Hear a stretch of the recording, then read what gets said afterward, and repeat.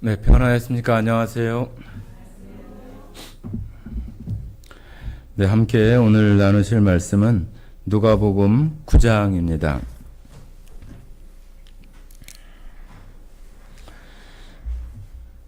누가복음 9장 말씀 57절부터 62절까지 말씀을 같이 읽도록 하겠습니다. 9장 57절부터 62절까지입니다. 찾으신 줄 알고 같이 읽겠습니다. 길 가실 때에 어떤 사람이 여짜오되 어디로 가시든지 나는 따르리이다.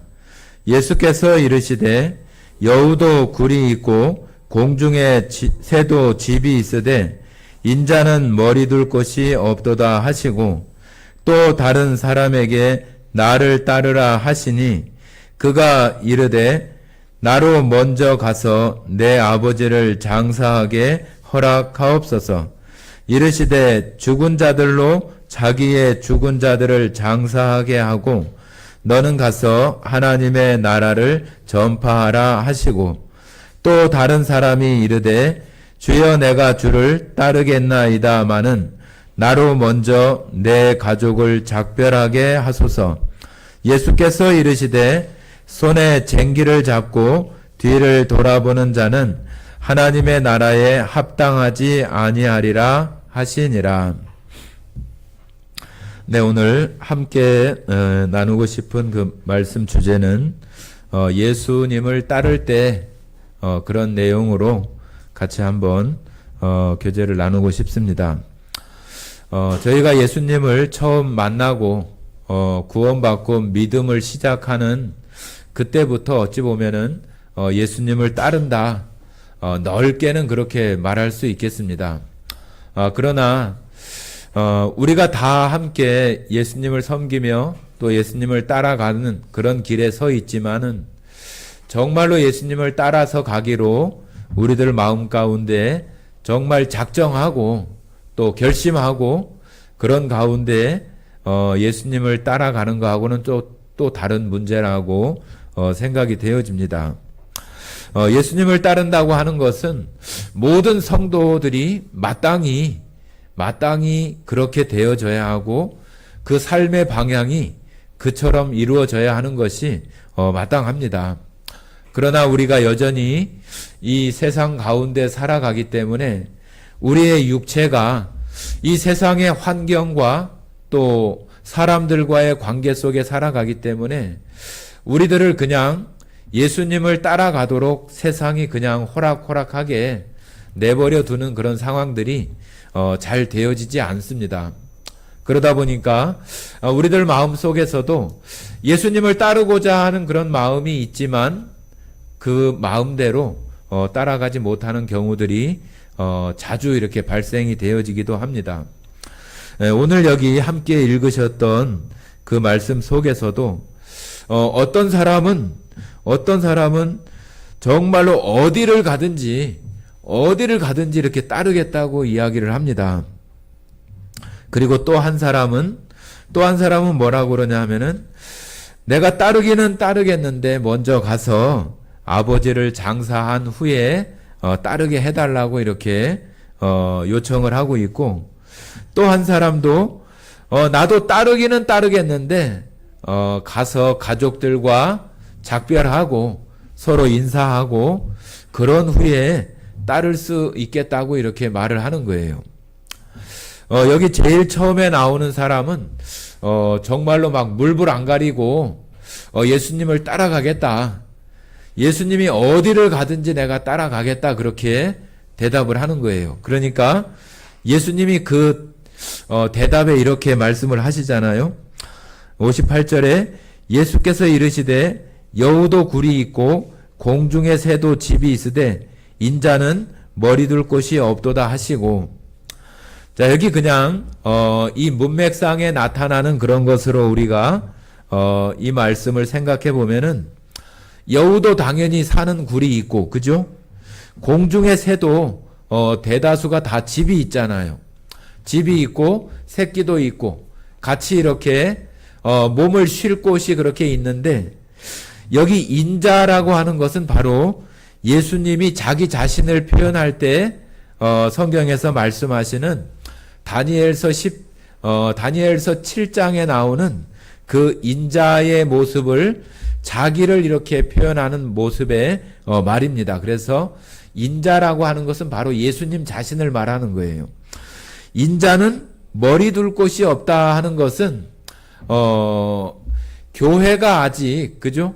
이 세상에 아직 교회가 탄생하지 않은 그런 시대에 있기 때문에 예수님이 교회의 머리시잖아요. 그래서 머리를 둘 그 몸된 교회가 아직 생겨나지 않은 때이고 또 예수님의 지금의 삶의 모습이 어디 한 곳에 머물러서 편안하게 쉬고 편안하게 먹고 편안하게 마시고 살아가는 그런 생활이 전혀 아니잖아요. 그냥 집도 없고 또 정확한 어떤 주소지나 거처도 없이 여기 이 마을에 또 저기 저 마을에 다니면서 하나님의 나라를 전파하는 그런 일들을 계속하고 있는 그런 상태이기 때문에 내가 예수님이 어디를 가든지 따르겠습니다. 이렇게 말하는 그 사람에게 어찌 보면 이렇게 말하는 거예요. 네가 나를 따라올래? 나를 따라오려거든 내가 지금 살아가는 모습은 내가 편안하게 쉴 곳도 없고 정말로 편안하게 앉아서 밥을 먹거나 편안하게 앉아서 이렇게 할 수 있는 그런 것이 전혀 없어. 그런데도 너 나를 따라올 거야? 그렇게 물으시는 거나 똑같잖아요. 그죠? 그래서 우리들도 똑같잖아요. 우리들도 예수님의 은혜가 너무 크고 십자가에서 베풀어 주신 그 사랑이 너무나 크기 때문에 우리도 그냥 이것저것 생각하지 않고 예수님이 어디로 가든지 내가 따르겠습니다. 우리가 그렇게 대답했던 때도 혹 있을 수 있습니다. 그런데 그것이 얼마 지나지 않아서 예수님을 따라간다고 하는 것이 너무 힘들고 너무 괴로운 일도 많고 고통스러운 일도 많고 사람들한테 비난받는 일도 많고 또 내 자존심이나 그런 것 때문에 이런 거를 숨겨야 되는 어떤 그런 상황들도 발생하는 것을 보면서 그 따르는 길을 멈칫하고 또 결국에는 그 길에서 벗어난 그런 모습들을 살아가는 모습들이 너무나 많잖아요. 그것을 계속 유지하고 그것을 예수님의 그 처음 사랑을 그 사랑의 힘으로 이겨내면서 그 길에서 어디를 가든지 따라가겠다고 나서는 사람들은 그렇게 많지 못해요. 그리고 두 번째 사람을 우리가 살펴보면은 너도 나를 따르겠냐고 얘기했을 때 나로 먼저 가서 아버지를 장사하게 하고 그 다음에 따르겠습니다. 그렇게 얘기를 합니다. 여기 아버지를 장사하겠다고 하는 거 보니까 아버지가 정말로 많이 아프던가 아니면은 죽음을 맞이할 어떤 날이 얼마 남지 않은 그런 모습이겠죠. 지금 당장 죽어 있는 그런 모습보다는 그런 상태로 생각하는 것이 더 옳다고 생각이 됩니다. 우리가 예수님을 따라가거나 또 무슨 일을 하고자 할 때도 지금 내 부모님에 대한 그런 생각들을 안 할 수가 없는 거잖아요. 그죠? 그러다 보니까 예수님 따르는 것에 따르기는 따르겠는데 이것 먼저 하고 난 이후에 했으면 좋겠다. 아버지, 부모님 다 돌아가시고 그 장례 다 치르고 이제 뭐 내가 공양하거나 내가 공경해야 될 어떤 그 부모님이 없이 내가 이제는 좀 홀가분해졌을 때 그때 좀 따르겠다고 하는 그런 모습이 여기 두 번째 나오는 사람의 모습이라고 말할 수 있겠죠. 우리들도 다 그런 생각을 하잖아요.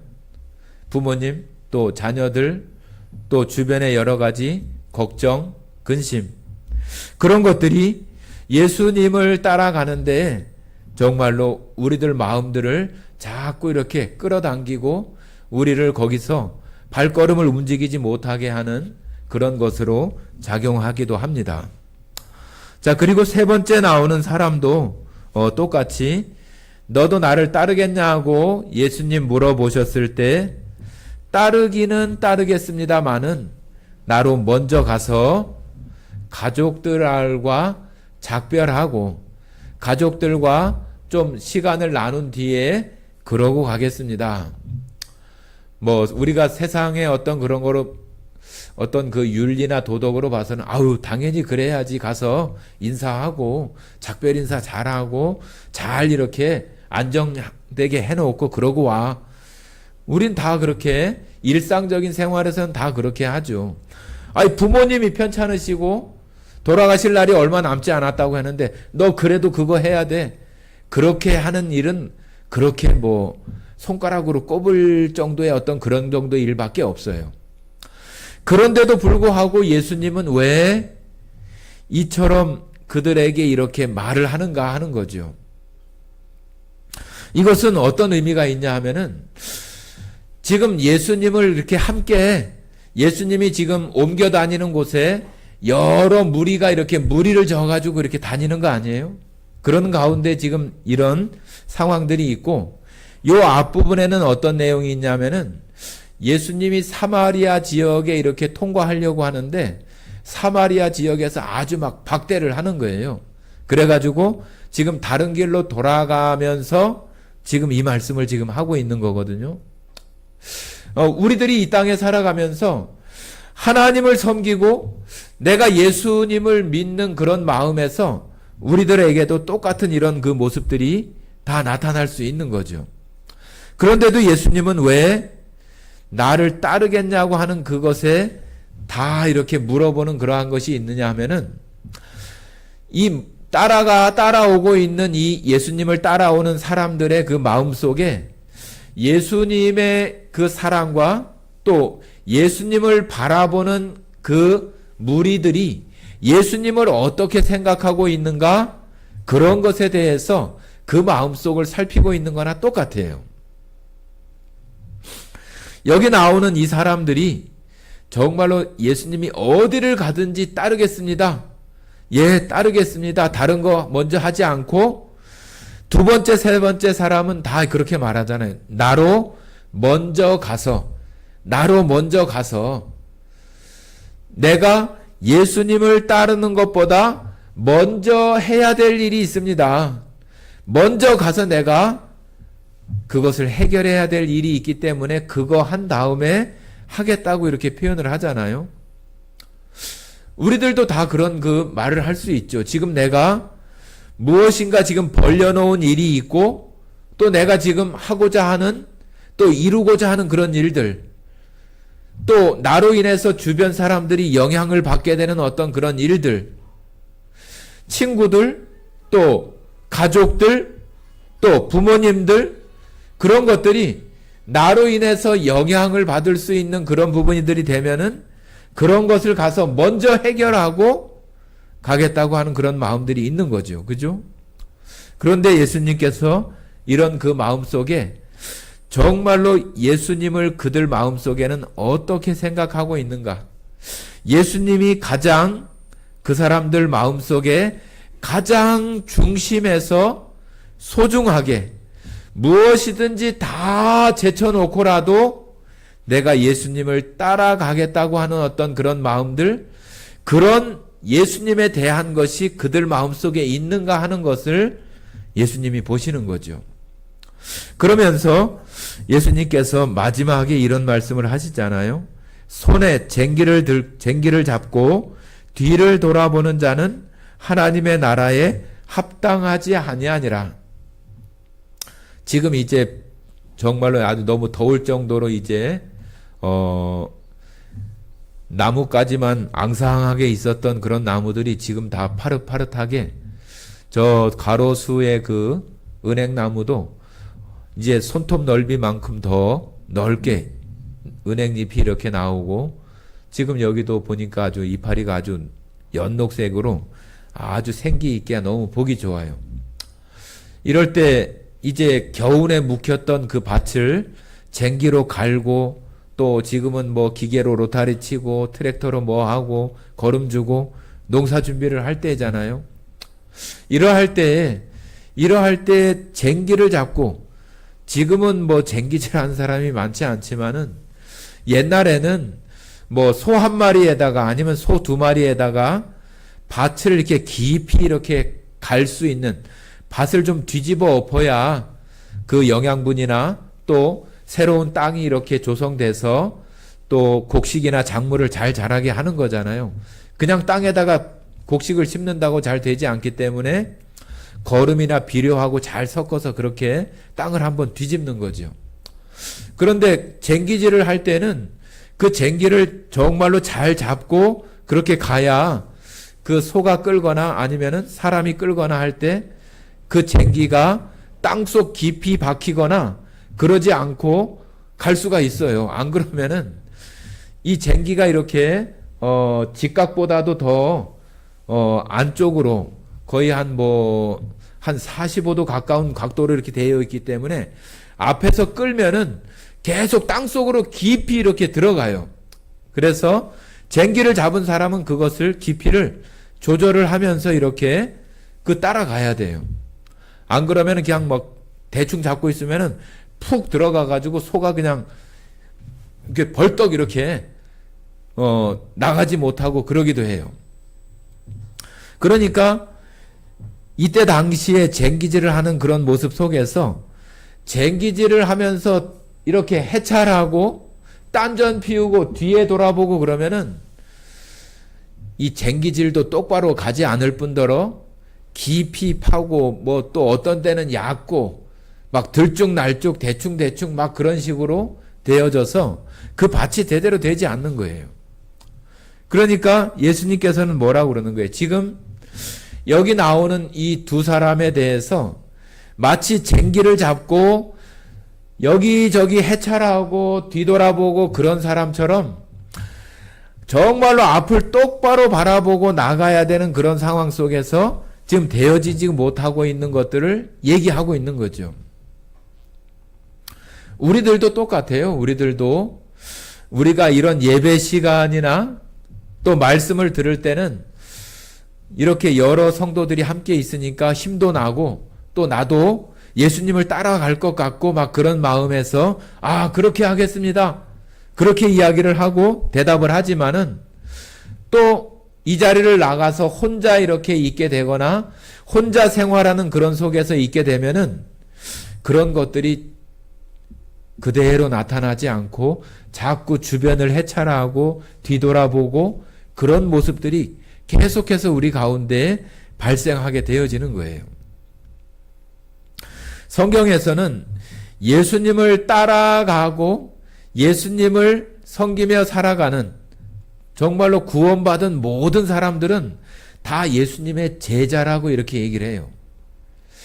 예수님께서 선택한 그 12명의 제자만 제자가 아니라 예수님을 그리스도로 나의 구원자로 믿고 살아가는 그런 사람들은 모두가 다 예수님의 제자예요. 예수님의 제자. 예수님의 제자라고 하는 어떤 그 단어가 어떤 의미가 있냐 하면은 따르는 자, 또 닮는 자, 그런 의미가 있는 것이 바로 이 제자라고 하는 그 단어가 가지고 있는 그 뜻이에요. 그냥 단순히 어떤 스승이나 선생님이 가르쳐 주고 또 배우게 하는 것들을 그냥 의자에 앉아서 그것을 그냥 듣고 배우기만 하는 것으로 끝나는 것은 그 제자와 또 스승과의 그런 어떤 아주 밀착된 그런 관계가 되어지지 못해요. 그것은 단순한 어떤 그 사람에게 지식이 되거나 알고 있는 그런 것에 그치게 하는 것이 되기 때문에 정말로 제자가 되게 한다고 하는 것은 그 가르치고 또 배우는 내용이 그 선생과 그 가르침을 받는 자 사이에 그 아주 밀접한 관계가 되어져서 그 스승과 선생을 따라가고 닮아가고 가르친 대로 살아가려고 하는 그런 모습을 가지고 살아가는 사람을 정말로 그 제자들 가운데에서도 스승과 그 밀접한 관계를 맺고 있는 제자라고 이렇게 말할 수 있어요. 우리가 학교 다닐 때도 보면은 그 선생님과 아주 그 선생님을 좋아하고 또 선생님께 아주 큰 호감을 가지고 있는 그런 학생이나 또 선생이 또 호감을 가지고 있는 학생, 학생이 선생을 호감을 가지고 있는 그런 선생과의 그 관계는 굉장히 그 친밀하고 또 그 과목이나 그 수업을 아주 굉장히 잘 집중을 해서 잘 듣고 저 선생님에 대해서 저 학생에 대해서 더 알고자 하고 그러는 마음들이 서로의 그 마음 가운데 이렇게 생겨나요. 그런데 대다수의 학생들은 어때요? 그냥 가르쳐 주는 거 그냥 노트에다 적고 그거 그냥 알고 있고 그러는 것으로 끝나고 선생님하고의 어떤 특별한 관계를 맺거나 그러는 사람은 그 반에서 불과 몇 사람에 불과해요. 그죠? 우리들도 또 그런 점들이 있어요. 하나님을 섬기며 살아가는 그 제자로서의 삶을 살면서도 선생님이신 제가 아니고 예수님, 선생님이시고 스승님이신 예수님과의 어떤 특별한 관계를 가지고 내가 그 선생님의 가르침이나 선생님이 하는 모습을 따라서 하려고 하는 그런 모습들로의 어떤 삶을 살아가려고 하는 사람은 많은 그 제자들 가운데에서도 몇 사람이란 얘기죠. 우리가 그런 관계를 맺게 되는 그 가장 큰 이유는 뭐예요? 선생님이 정말로 그 첫눈에 정말로 존경하고 그럴 만한 어떤 느낌이 되어져서 또 선생도 학생에게 야, 저 학생 정말로 생각이 정말로 깊고 크게 될 사람이구나. 그런 마음이 들어서 선생도 특별한 관계, 특별한 마음으로 다가가는 그런 것이 되어져서 정말로 그에게 특별한 애정을 가지고 특별한 마음을 가지고 그렇게 생활하는 그런 학생과 선생의 모습들이 있잖아요. 우리들도 마치 그 예수님에 대해서 우리가 그 예수님을 내가 학창시절 때 좋아했던 그 선생님처럼 예수님이 정말로 보면은 볼수록 좋고 집에 가서 있어도 그 선생님이 생각나고 막 그러는 것처럼 그 예수님에 대해서 내 마음속에 그런 마음으로 항상 있는 그런 사람들은 예수님과 더 친해지고 싶어요. 더 그 선생님과 친해지고 싶고 그런 마음이 들어서 어떻게 하면은 저 선생님이 내 이름을 한번 불러줄까? 나를 뭐를 이렇게 한번 시키지 않을까? 막 그런 생각을 하면서 아주 가까이에서 이렇게 왔다 갔다 이렇게 해요.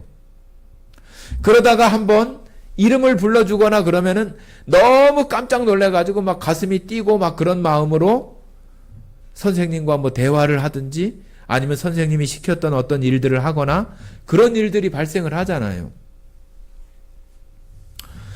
예수님에 대해서도 똑같아요. 우리가 예수님께서 직접 선택한 그 사도, 제자, 그 사람들만 생각을 해봐도 정말로 특별한 삶을 살았고 그가 오순절날 성령이 임한 이후에 정말로 모든 그 12명의 그 제자들이 예수님을 위해서 다 순교하고 자기의 목숨을 다 버려서 예수님이 가셨던 그 길을 따라서 그 12명의 제자들이 다 그렇게 살아간 것들을 우리가 성경을 통해서 또 많은 어떤 그 기록이나 역사적인 어떤 그 전해지는 얘기들을 통해서 우리가 듣잖아요.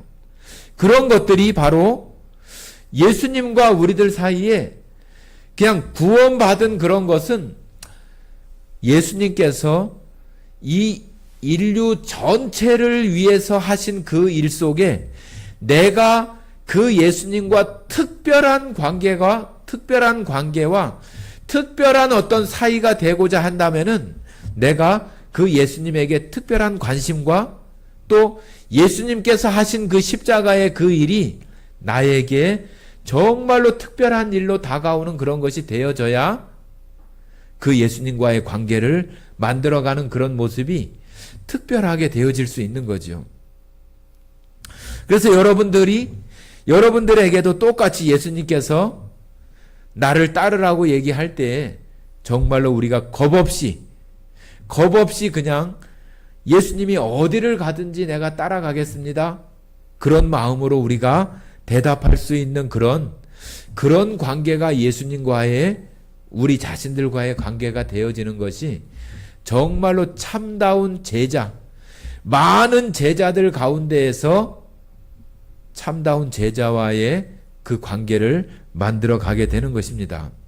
그래서 우리는 다 예수님을 따르는 그 제자의 그 길에 들어섰지만 그런 길에서 우리가 여기 나왔던 우리가 읽었던 그런 사람들처럼 부모님을 장사하거나 가족들에게 인사하거나 그러한 것들에 대해서 정말로 예수님과의 관계보다도 더 중요하고 더 시급한 어떤 그런 일들로 생각하면서 우리의 마음을 빼앗겨 버리면은 우리가 예수님과 특별한 관계 속에서의 제자의 삶을 살아가기가 어렵다고 하는 거예요.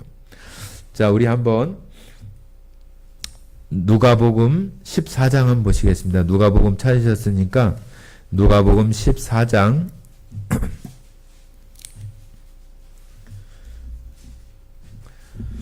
14장 25절부터 27절까지 한번 읽어보겠습니다. 25절부터 27절까지 같이 읽겠습니다.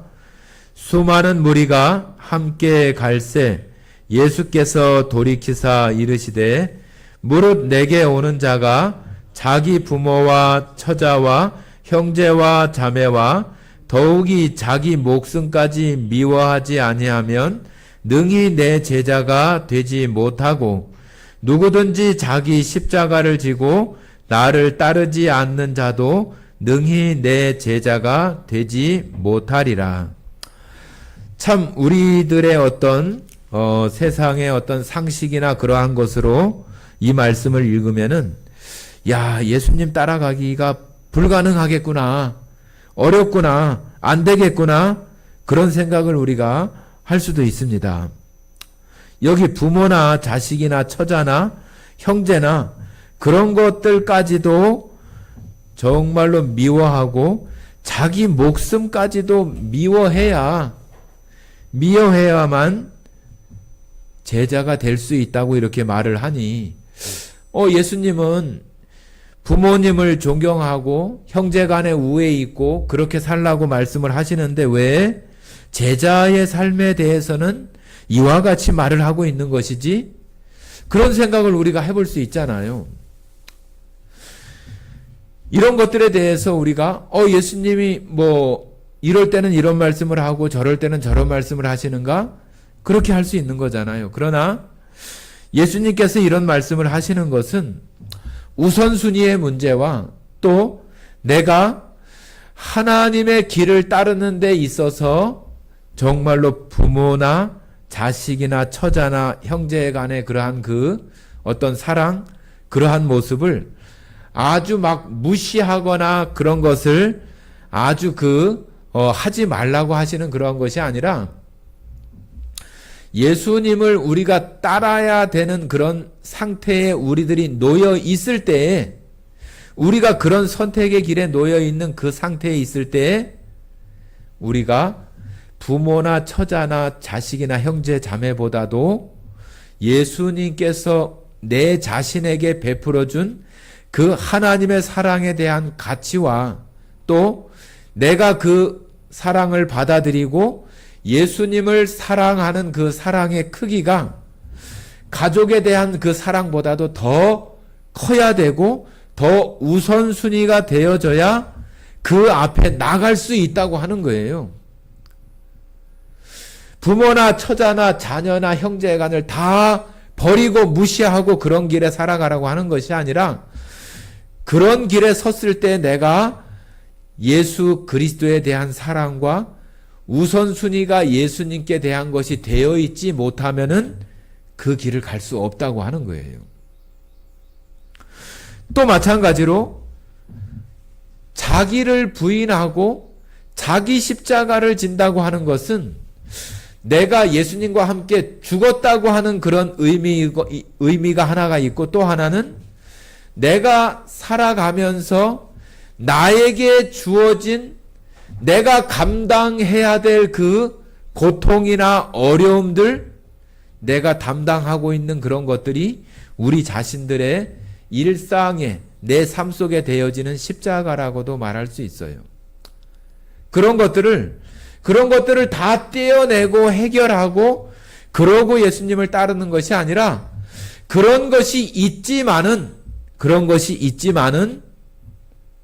그런 것들을, 내 자신에 대한 것들도 다 거절하고 거부하고 부인하고, 내가 그런 것들을 다 마땅히 내가 감당해내면서 예수님의 그 길을 따라가지 않으면은 제자로서의, 일반적인 제자가 아니라 예수님과 밀접한 관계를 맺고 살아가는 그런 제자로서의 삶을 살아갈 수 없다고 하는 거예요. 없다고 하는 거. 자, 뒤쪽에 한번 34절, 35절 한번 읽어보겠습니다. 34절, 35절, 14장 34절, 35절 같이 읽겠습니다. 소금이 좋은 것이나 소금도 만일 그 맛을 잃으면 무엇으로 짜게 하리요? 땅에도 거름에도 쓸데없어 내버리느니라. 들을 귀 있는 자들은 들을지어다 하시니라. 소금은 좋은 거잖아요. 이때 당시에 소금은 굉장히 값이 비싼 거예요. 그래서 이때 당시에 로마 군인들의 월급을 소금으로도 이렇게 주기도 했대요.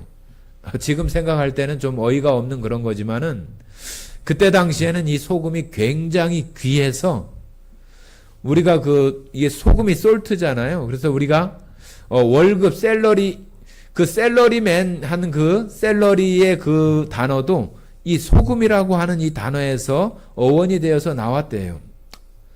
그런데 이 소금이 좋은 것이고, 음식을 할 때에 반드시 이렇게 첨가되어져야 하는 것인데, 소금을 아무리 넣어도 짠맛이나 그 맛이 나지 않는다면은 소금이 필요가 없잖아요. 여러분들 지금은 그렇지 않지만은 땅으로 된 그 테니스장 같은데 그 땅을 단단하게 하고 굳게 할 때 그 공업용 소금 비슷한 거에다가 그 소금, 완전히 우리가 음식으로 섭취하는 그런 소금이 아니라 공업용 소금하고 소금으로서의 어떤 역할을 하지 못하는 어떤 그런 소금으로 뿌려가지고 그 테니스장을 이렇게 단단하게 하는 그런 것들도 해요. 그래서 여기 35절에 보면은 땅에도 거름에도 쓸데없다고 하는 말이 지금의 어떤 것들 속에서는 그런 모습으로도 우리가 조금 생각해 볼 수 있을 것 같아요. 여러분, 그 바닷물 먹으면은 맛이 어때요? 우리 신현이 자매 바닷물 맛이 어때요? 바닷물 맛이 어때요? 예, 바닷물이 짜요. 바닷물 짠데 한 컵 먹으면 짜요. 한 주전자 먹으면 짜요. 맞아요. 소금기가 바닷물에 있기 때문에 짭니다. 그런데 그 바닷물에 소금의 농도가 몇 퍼센트 되지 않아요. 2.5에서 3%밖에 안 된대요. 그런데 그 소금이 그 바닷물 전체를 부패되거나 또 생명이 유지할 수 있는 그런 조건들, 그런 것들을 만드는데 2.5%에서 3%의 그 소금의 그 농도가 그 역할을 한대요. 자, 우리도 예수님께서 그러잖아요. 너희는 세상의 소금이니, 너희는 세상의 빛이니, 너희는 세상의 소금이니, 그렇게 말하잖아요. 우리도 똑같이 이 세상 가운데 예수님의 맛을 나타낼 수 있는 그런 소금과 같이 짠맛을 내는 것처럼 예수님의 맛을 나타내는 그런 삶을 살아가야 되는 것인데, 그러지 못하면은 이렇게 아무 쓸데없는 것이 되어지는 것이 된다고 하는 거죠. 그런데 우리는 다 제자로서의 삶의 그 길에 들어섰는데, 예수님과의 특별한 그런 관계 속에서 우리가 살아가고자 하는 그 제자의 삶을 살아가려면은 방금 읽었던 25절부터 27절까지의 그런 말씀처럼 우리가 우리 자신들을 내가 지금 예수님을 따라갈 것인가 아닐 것인가 안 할 것인가 하는 그런 속에서 우리의 마음들을 잘 살펴봐야 돼요. 내가 여전히 그 속에서 내가 지금 머뭇거리거나 핑계를 찾거나 또 해찰하고 있거나 뒤를 돌아보고 있거나 그런 것들이 내가 많이 가지고 있다고 한다면은 그런 것들을 다 걷어내고 그러고 나서 예수님 앞에 예수님의 길을 따라간다고 이렇게 말을 해야지, 그런 거를 다 들고 그냥 다 가지고 있으면서 따라가겠습니다 이렇게 얘기를 하면은 그 사람은 몇 발짝 몇 조금 가지 못해서 지금 자기가 가지고 있는 짐이 너무 무거워서 갈 수가 없게 되는 거예요. 자, 마태복음 16장도 한번 보시겠습니다. 마태복음 16장.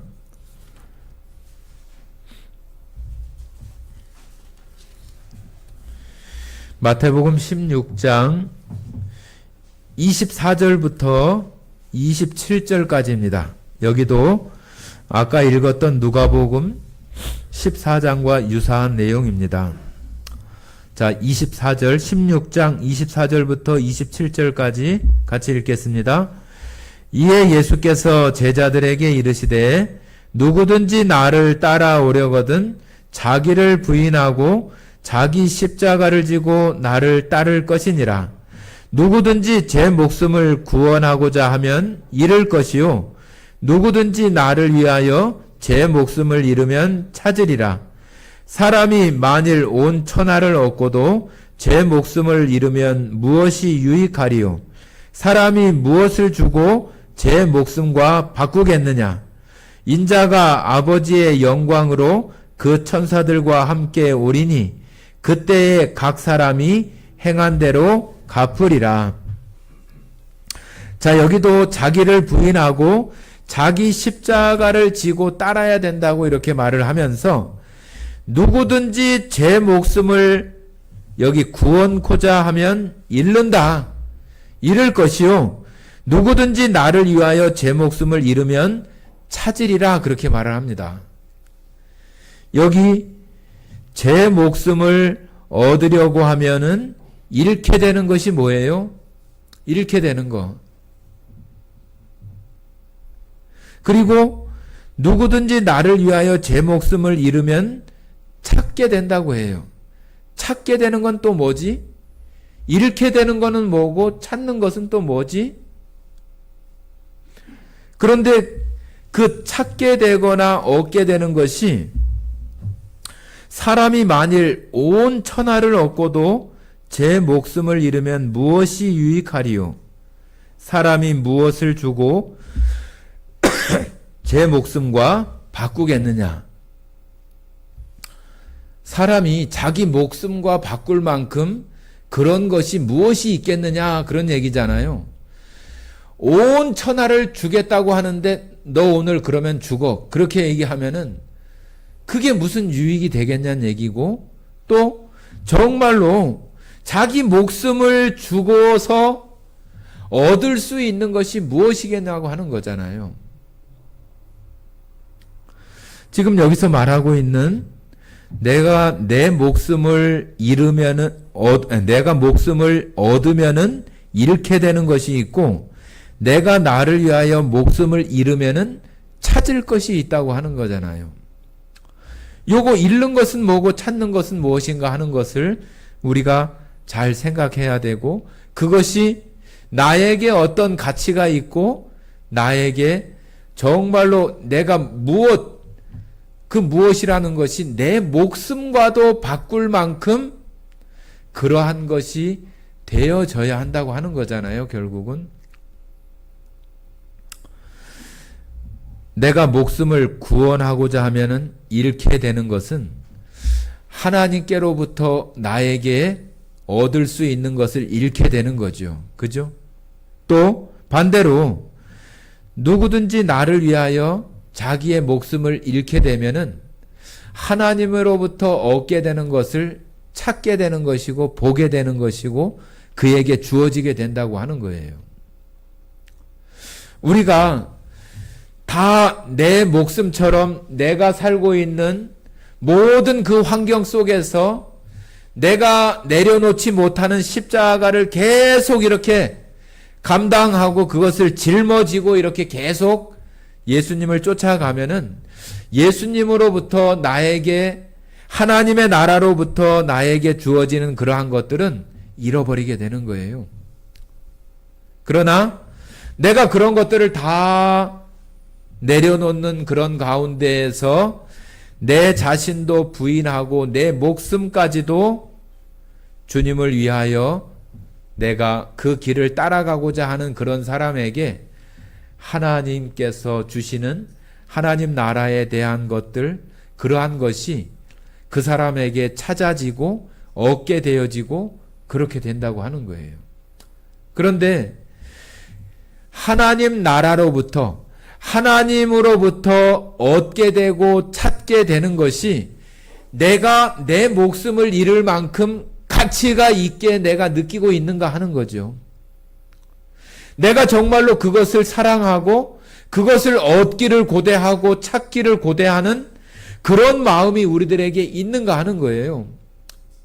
그냥 일반적인 제자들처럼 그냥 일요일날 교회 생활하고 또 감사한 마음이 들 때 내가 하나님 앞에 헌금을 드리고 또 성도들과 교제하고 찬양하고 마치 학생들이 월요일 되면은 학교 가고 끝나면은 집에 오고 또 다음날 학교 가고 그러는 모습으로 이렇게 살아가는 그런 모습들 가운데에는 그 선생님과 깊은 관계를 맺을 수 없는 거예요.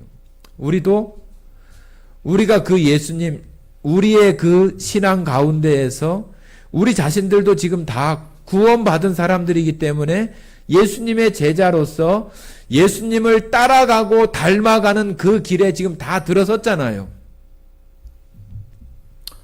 여러분, 저도 그런 것 같아요. 학교 다닐 때 선생님이 이렇게 마음에 들어서 좋아하는 선생님이 있어서 그 선생님이 하는 어떤 그 특징적인 어떤 행동을 따라 하려고 하고 그런 것들이 있었던 것 같아요. 여러분들도 그런 것들이 있었을 거예요. 예수님이 하시는 말씀이나 그런 것들이 내가 그 예수님을 좋아하고 또 사랑하는 그런 마음이 있어야 예수님이 하시는 특별한 행동이나 그런 것들을 나도 그 행동을 따라서 하려고 하고 나도 멀찌감치서라도 이렇게 그 선생님 보이지 않게 뭘 하려고 하는 것처럼 예수님 앞에서의 삶도 우리도 그런 삶으로 우리가 예수님과 좀 더 가까운 그 관계를 맺으면서 살아가려고 하는 마음이 생기는 거예요.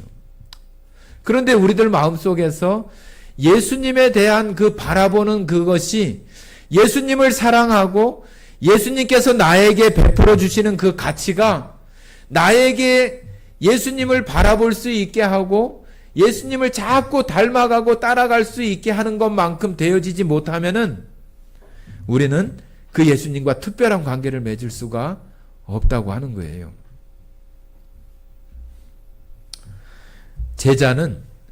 제자라고 하는 그 어떤 공통적으로 가지고 있는 것은 뭐냐 하면은 배우는 사람이에요. 배우는 사람. 그리고 따르는 사람이고 또 내가 그 따라가고 배우는 것을 다른 사람들에게 또 확장시키고 확대시키는 그런 사람이 제자예요. 우리가 그런 얘기 하잖아요. 뭐 청출어람 뭐 이렇게 얘기를 해서 청어람이라고도 얘기를 해가지고 스승과 제자가 있어서 그 제자가 스승과 같이 되어져서 또 다른 학생이나 제자를 삼고 그러면은 정말로 그가 스승과 같이 되었다 그렇게 얘기하는 것이 청어람 뭐 청출어람 그렇게 표현하잖아요. 그런 것처럼 우리들도 똑같이 예수님의 제자로 살아가면서 예수님께서 말씀하시는 것들을 잘 배우고 잘 배우는 것으로 그치지 않고 그 배운 것을 따라서 살아가고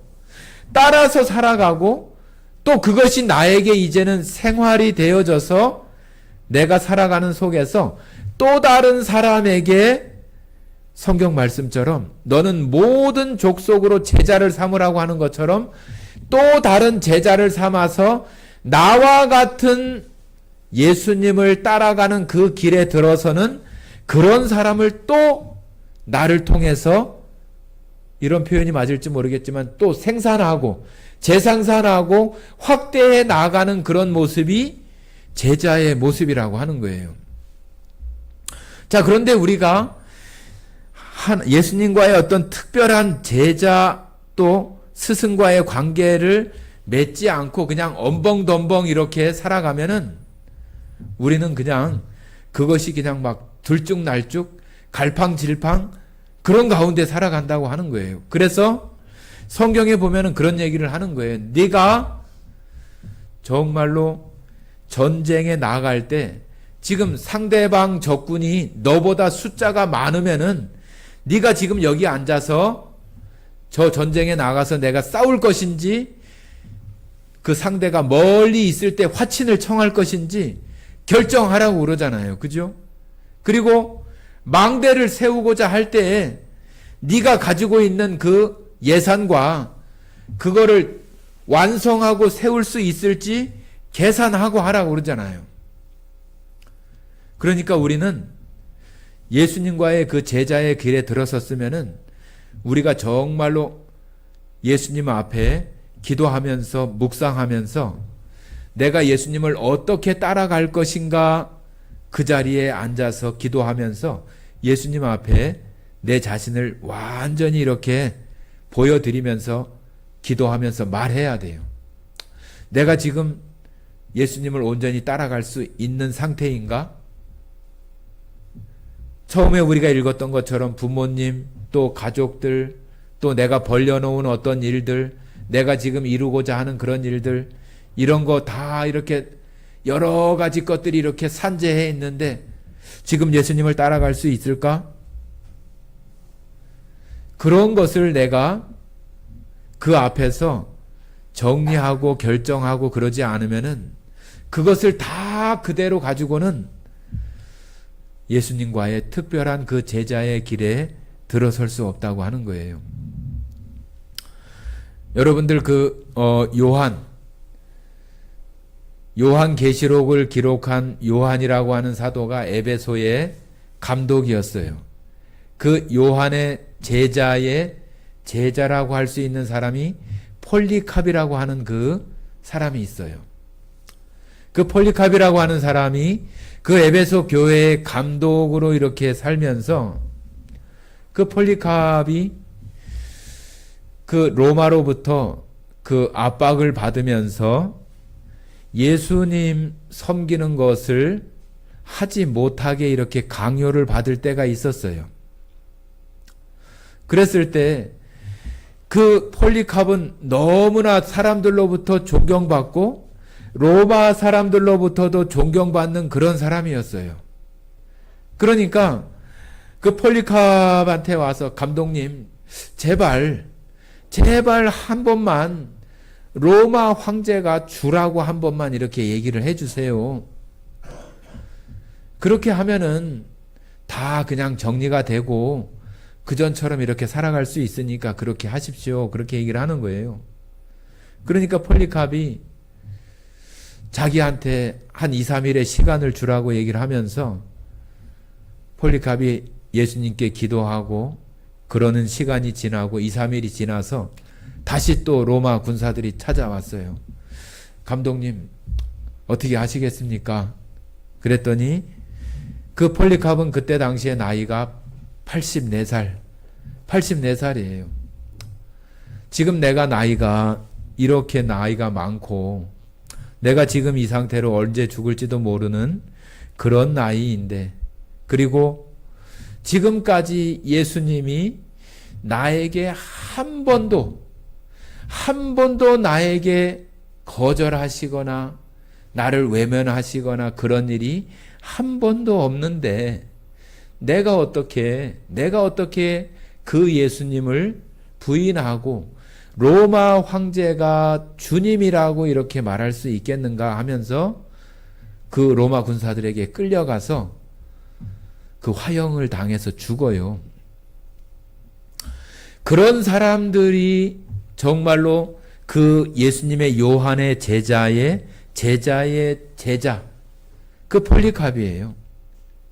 우리도 그 제자의 엄청 많은 그 단계를 뛰어서 우리까지 왔잖아요. 우리까지 왔어요. 우리가 지금 그 폴리캅과 같은 그런 시대에 살고 있지는 않지만 내가 이 땅에 살아가면서 예수님의 제자로 예수님의 십자가를 통해서 나도 그 폴리캅과 똑같은 사도 요한과 똑같은 사도 바울과 똑같은 믿음을 가지고 나도 지금 제자의 길에 지금 들어섰는데 나는 지금 예수님을 정말로 깊이 사랑하고 내가 정말로 예수님을 따라가고 닮아가고 그런 제자로서의 삶을 살아가려고 내가 언제 한번 시도하고 내가 그런 것에 대해서 깊이 고민해 봤는가? 그냥 아니면은 지금 상태면은 충분해. 내가 이 정도 살면은 되는 거지. 뭐 얼마나 더 그런 마음으로 내가 지금 여전히 살아가고 있는가? 성도 여러분, 예수님은 오늘도 똑같이 우리들에게 네가 나를 따르겠냐고 이렇게 물어보는 거예요. 네가 나를 따르겠느냐? 똑같은 질문이 예수님이 베드로에게 했던 질문하고 똑같아요. 네가 다른 사람들보다 나를 더 사랑하느냐? 다른 사람들보다 더 사랑하면은 그 예수님을 닮아가고 예수님을 따라서 살고 그런 삶이 되어지고 예수님이 가르치고 말씀하시는 것대로 그 삶이 변해가는 거잖아요. 여러분들 오늘 예수님께서 이렇게 말씀하시는 그 물음에 여러분 마음속에 조용히 대답해 보시고 또 깊은 기도와 묵상을 통해서 나는 지금 제자로 살아가는 그 속에서 예수님과 특별한 그 관계를 맺으면서 예수님을 따라갈 수 있는 그 준비를 아니면 그런 생각을 나는 지금 하고 있는가? 나는 그 길을 따라서 살아가려고 하면은 내가 지금 정리해야 되고 내가 지금 버려야 되고 또 부인해야 되고 내가 감당해야 될 십자가는 뭐지? 내가 예수님의 제자로서의 그 삶을 따라가고 닮아가는 그 길을 가면서 내가 견뎌내야 되고 이겨내야 되는 내가 마땅히 져야 되는 십자가는 또 뭐지? 나에게 주어진 십자가가 있고 내가 예수님의 길을 따라갈 때에 내가 그것을 견뎌내야 되는 십자가도 있어요. 그러니까 그것을 우리가 그런 생각을 하지 못하면은 어떻게 예수님과의 특별한 그런 관계 속에서 정말로 진정한 스승이 되고 진정한 제자가 되는 그런 속에 우리의 삶을 살아갈 수 있겠냐고 하는 거죠. 성도 여러분, 저는 여러분들도 그것이 오늘 당장은 아닐지라도 우리의 삶을 통해서 여러분 한 사람 한 사람이 어느 순간에 오늘 주신 이러한 말씀들이 내 마음속에 누가복음, 마태복음 이런 말씀들이 생각이 나고 기억이 되어져서 나도 어느 순간에 예수님의 길을 따라가겠다고 하는 그 대답으로 모두가 나설 수 있는 그런 날에 함께 이렇게 되어지는 성도들이 모두가 되어지기를 간절히 원합니다. 우리는 모두 어쩔 수 없이 예수님의 십자가 때문에 우리는 다 제자로서의 그 길에 들어왔어요. 이제는 내가 정말로 예수님과 특별한 관계를 맺고 살아갈 것인가 하는 것을 여러분 모두가 오늘 말씀을 통해서 기도하면서 묵상하면서 고민하시기를 바랍니다. 네, 잠깐